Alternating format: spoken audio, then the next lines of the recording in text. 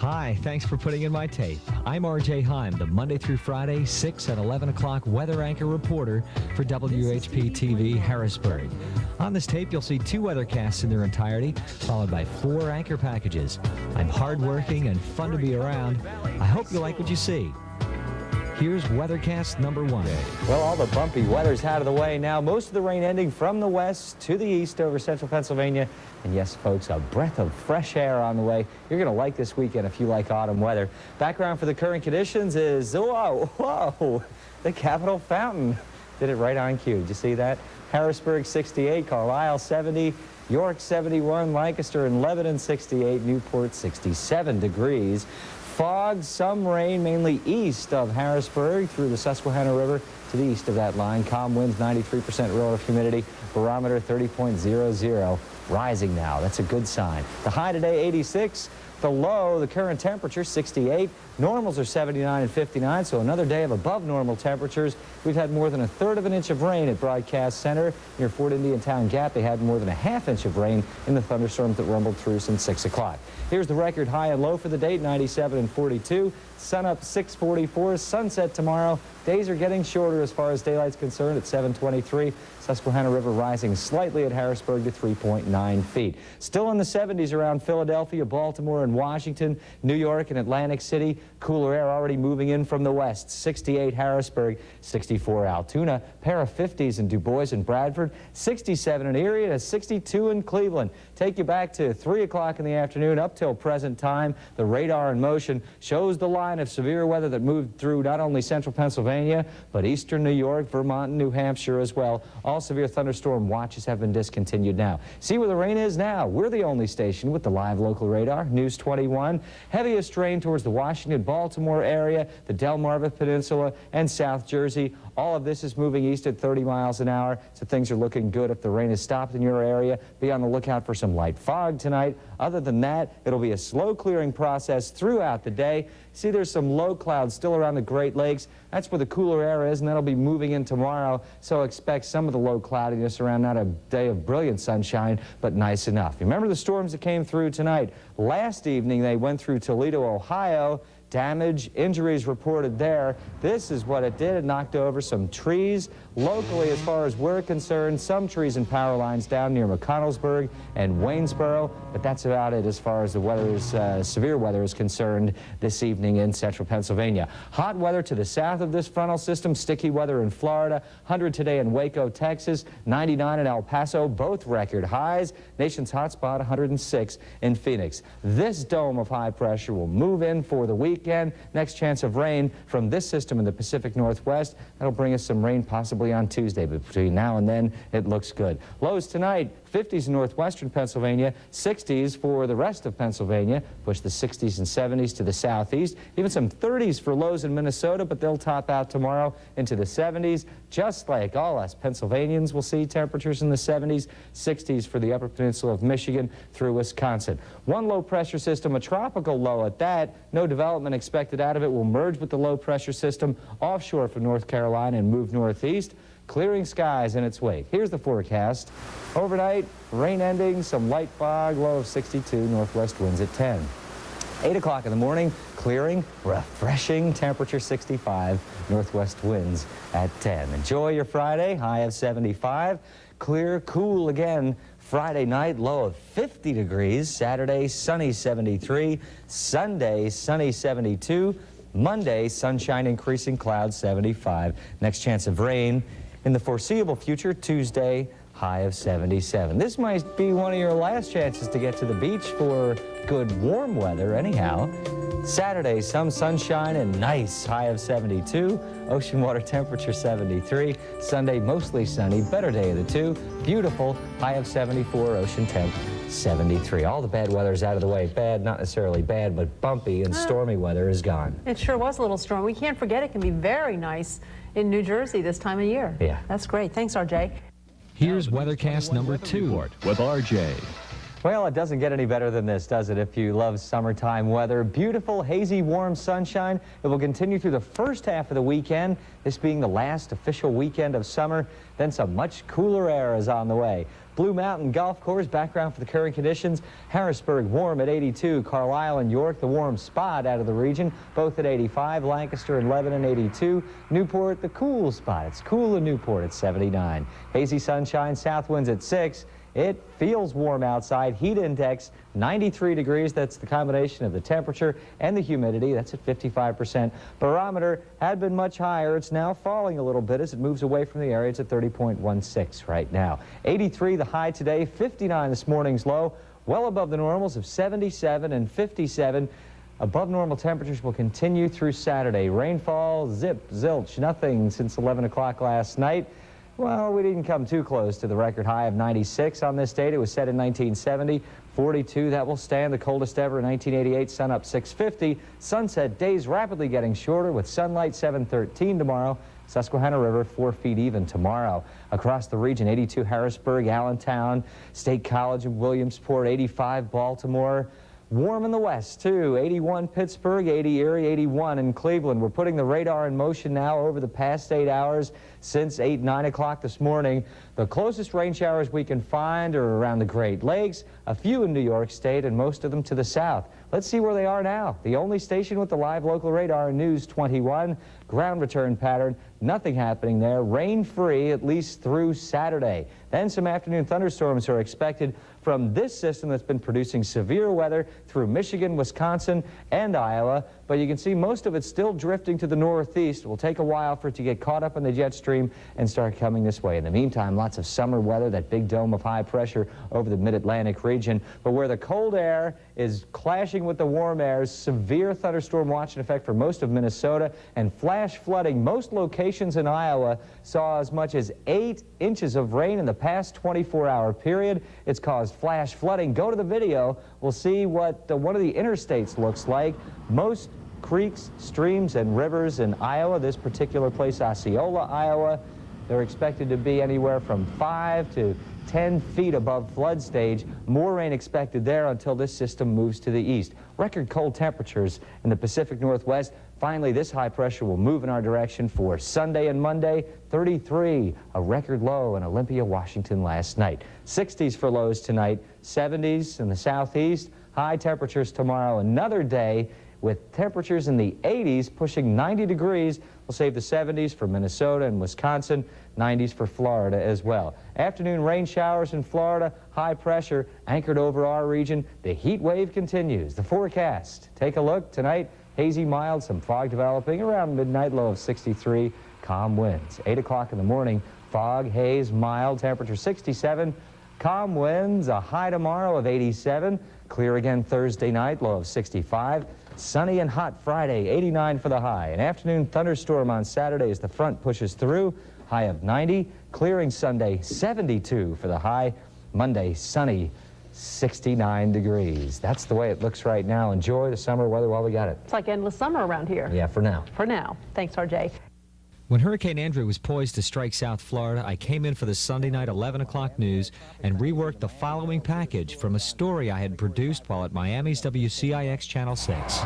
Before Andrew, the last major hurricane to hit South Florida came 27 years ago. Her name was Betsy. She arrived September 8th, 1965. 75 people died. There was $140 million in damage. Winds reached 136 miles an hour.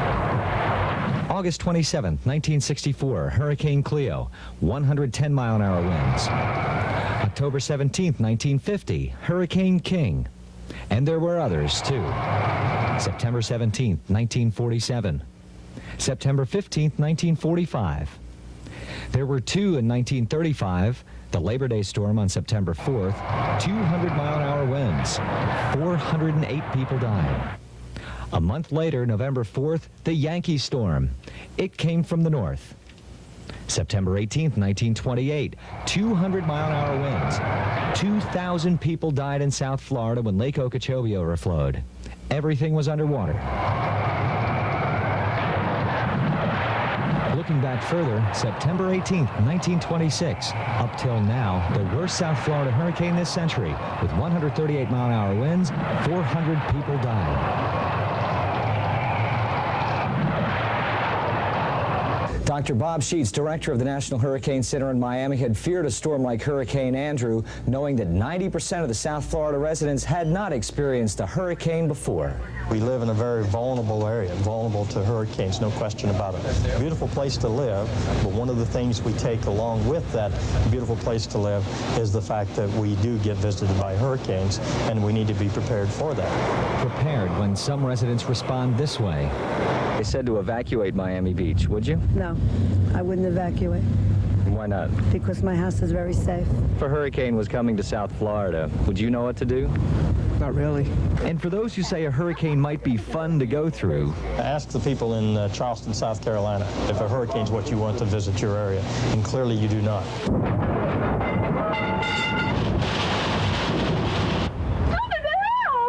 R.J. Heim for CBS News. The following night, Monday night, post-hurricane coverage. It is now becoming clear that this has been a devastating hurricane. A 7 p.m. to 7 a.m. curfew has been ordered by Dade County Manager Joaquin Avignon in the wake of Hurricane Andrew. These pictures show the damage. As the winds died down this morning when the storm moved away, looters moved in. The cities of Cutler Ridge, Perrine, and Homestead were at ground zero. An entire mobile home park with more than 400 structures was completely destroyed as the eye passed overhead. The road to Homestead is strewn with debris. The battered City Hall sign says it all. Near Homestead is a small town called Gould's, a farming town south of Miami. Cries from residents ring out in the aftermath. Send the president. We need him. We got a disaster area. With no police in sight, South Dade County becomes the Wild West, where business owners guard their shattered stores from looters with guns. But Miami wasn't as hard hit as the rest of Dade County. The water level of Biscayne Bay did not rise to its feared height of 18 feet, but there was plenty of damage from the winds. After smashing southeast Florida, Hurricane Andrew maintained its strength over the warm marsh of the Everglades. Next stop, the southwest coast, only 100 miles away. From WCPX-TV in Orlando, we pick up the story from Shepard Smith in Naples. The big one hit and split and for hours refused to quit. Andrew's winds gust to 100 miles an hour here, peeling and twisting the bark right off helpless trees. Many did not survive at all. Others formed roadblocks. Last night on News 21, we spoke with a group of family and friends who were riding out the hurricane miles from the coast in South Miami. Moments ago, I spoke with Sandra McConnell on the phone, who survived Hurricane Andrew. Windows were shaking and there was debris flying everywhere. I thought it was going to be worse than it was. Now, 10 miles south of where you are received the full brunt of the storm. That's where the eye of the hurricane went over. We're seeing pictures off the satellite now where there's complete devastation. There's blocks of suburban areas where the homes are completely gone. Do you feel lucky in light of that information? Of course, but you know, we don't have that information here because there's no lights, and what's going on in the radio, we don't know that it got that bad over there. How do you think most people of South Florida will be able to survive over the next week without power, air conditioning? It gets very hot down there in the summer. I think it'll be tough. It's already getting hot, and people's tempers are a little short on the streets, and even in the houses, you can tell, you know, tempers are short because it's hot down here. And it's funny, when you lose your electricity, you realize just how convenient, of a world we live in. Sandra McConnell of South Miami. The next few weeks, Gene and Roxanne, will be the most important because without power, electricity, no food, I think the worst is yet to come. The worst case scenario was a devastating hurricane like this. People are going to start getting real itchy when they start looking for food, and it's going to be quite a situation. Billions of dollars in damages. Let me ask you this. When you made your call to Miami to talk to Sandra McConnell, did you get any of the due to the hurricane we can't get through? Yeah, circuits are busy. It's very difficult to get through. It's being suggested that you wait for your friends who live down there to call you up here. The last count, at least 12 people dead in that area. I'm sure as the hours go on, the death toll will rise. All right, thank you, RJ. Over the summer, severe weather hit the viewing area. The severe thunderstorm watch first hit the air around 2 o'clock this afternoon. Enough time to know the wild weather was on its way, but powerless to prevent the storms from happening. The dark clouds rolling in had already produced severe thunderstorms to the west of the area. The winds pick up, the trees begin to sway, and then it's here. The severe thunderstorm raced through the Harrisburg area at 60 miles an hour with winds in excess of 70 miles an hour. Hardest hit, on the city line of North Harrisburg. That's where Leilani Lyons drives her car every day up Front Street, home to Duncannon. She thought she'd beat the storm today. Driving the car at a very slow speed because I couldn't see anything. It was just like someone dropped a white sheet over you. That's how hard it was raining. It was terrible, terrible. Looked up and my roof was caved in, my windshield was shattered. Luckily, Lonnie wasn't hurt when the tree snapped and crashed into her car. 10 blocks to the east, one of 100 trees downing power lines with no help in sight. Yeah, it does. It really does look dangerous there. So as far as I know, nobody's told me anything yet. The storms catch kids at play. And then it just started pouring down, and the wind started coming big time. The rain was extremely hard, and it was real windy, and everything was being knocked down. Were you fearful for your life at that point? Yes, me and my brother both. And in electrical storms, firefighters never know if the next call is a real one or an automatic alarm. We've had a lot of them. Yeah, sure have. It's real busy. And luckily, most of them haven't turned out to be anything. Correct. Everything pretty much false. And now the sky's clearing. Beautiful.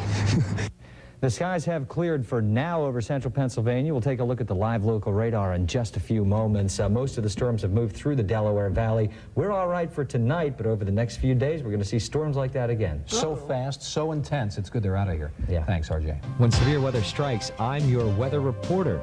I produced, wrote, and edited the following package that was then picked up by CBS NewsNet.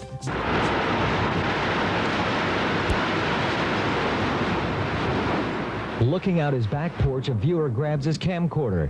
This is not just an ordinary thunderstorm, it's a tornado. And then I, of course, saw some siding, parts of roof coming up over the hill. I'm on the south side of the knoll here, and of course all the damage is on the north side. Damage indeed on the north side. About a dozen homes are pounded by the twister. Amazingly, no injuries reported. No one home at this house. Neighbors say they're on vacation. Ryan Smith was sitting on his waterbed in his bedroom when he spots the tornado. Just the whole house just started sounding like it was going to blow up, and the bed started moving like this, and I look out the front window, and all I could see was the wind blowing and the glass coming in. So I stepped out of the way, and I walked downstairs, and everybody's screaming and yelling, "There's a tornado, there's a tornado." Around 6:15, the tornado started in the Hanover Hills section just on the other side of One Glen Circle. The funnel cloud hit the house there on the corner and lifted its roof, picked it up, and moved it 1/8 of a mile and deposited it right down here on Margate Drive. It was unbelievable. Our doors flew open. We got down because we thought our windows were going to burst. Glass flying, trash. Unbelievable. Neighbors in this usually quiet suburban area aren't used to all the commotion and aren't used to tornadoes either. I always thought tornadoes were Midwest, Kansas, Oklahoma, Nebraska. I think now they're in Pennsylvania. My grandchild, one of them, he's 12 years old. He says, "I don't think we're in Kansas anymore." A little humor helps the recovery. I'm RJ Heim for CBS News Harrisburg. I also relate well with the anchor people. That's the way it looks right here from News 21. Nothing to get upset about. Roxanne's over here. Well, that's it. I hope you like what's on this tape. I'll look forward to your response. Thanks again.